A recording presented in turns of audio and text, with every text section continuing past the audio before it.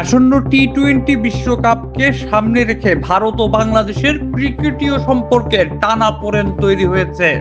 নিরাপত্তা পরিস্থিতির কথা উল্লেখ করে বাংলাদেশ ক্রিকেট বোর্ড জানিয়েছে, বর্তমান অবস্থায় জাতীয় দল বিশ্বকাপ খেলতে ভারত সফরে যাবে না।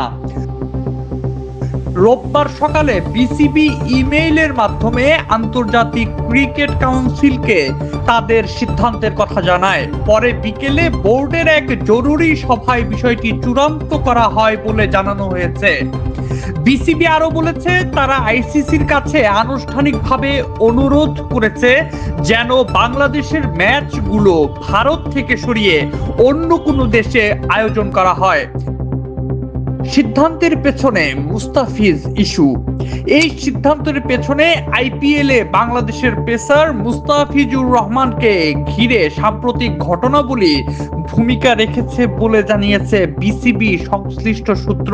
শনিবার ভারতীয় গণমাধ্যম ও সামাজিক যোগাযোগ মাধ্যমে ছড়িয়ে পড়া তথ্যে বলা হয়, রাজনৈতিক ও ধর্মীয় চাপের মুখে কলকাতা নাইট রাইডার্সকে মুস্তাফিজকে স্কোয়াড থেকে বাদ দেওয়ার নির্দেশ দেওয়া হয়েছে।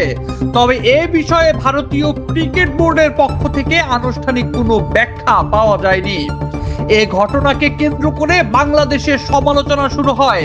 ক্রীড়া বিশ্লেষকদের কেউ কেউ বলছেন, একজন আন্তর্জাতিক মানের ক্রিকেটারের সঙ্গে এমন আচরণ উদ্বেগজনক বার্তা দেয়। সরকারের প্রতিক্রিয়া। বাংলাদেশের অন্তর্বর্তী সরকারের ক্রীড়া উপদেষ্টা ডক্টর আসিফ নজরুল এ ঘটনায় ক্ষোভ প্রকাশ করেছেন। তিনি বলেন, যেখানে একজন ক্রিকেটারের নিরাপত্তা ও সম্মান নিশ্চিত করা যায় না, সেখানে পুরো দলের সফরের বিষয়টি নতুন করে ভাবতে হয়। সরকারের এই অবস্থানের পর বিসিবি বিশ্বকাপ বয়কটের পথে না গিয়ে ভেন্যু পরিবর্তনের দাবি জানিয়েছে। বিসিবির এক সংবাদ বিজ্ঞপ্তিতে বলা হয়, গত 24 ঘন্টার ঘটনাবলী ও ভারতে দলের নিরাপত্তা নিয়ে তৈরি হওয়া শঙ্কার বিষয়টি বিবেচনায় নিয়ে বোর্ড সিদ্ধান্ত নিয়েছে, বর্তমান পরিস্থিতিতে বাংলাদেশ দল ভারত সফর করবে না। সামাজিক যোগাযোগ মাধ্যমে দেয়া এক পোস্টে ক্রীড়া উপদেষ্টা ডক্টর আসিফ নজরুল এই সিদ্ধান্তকে স্বাগত জানান।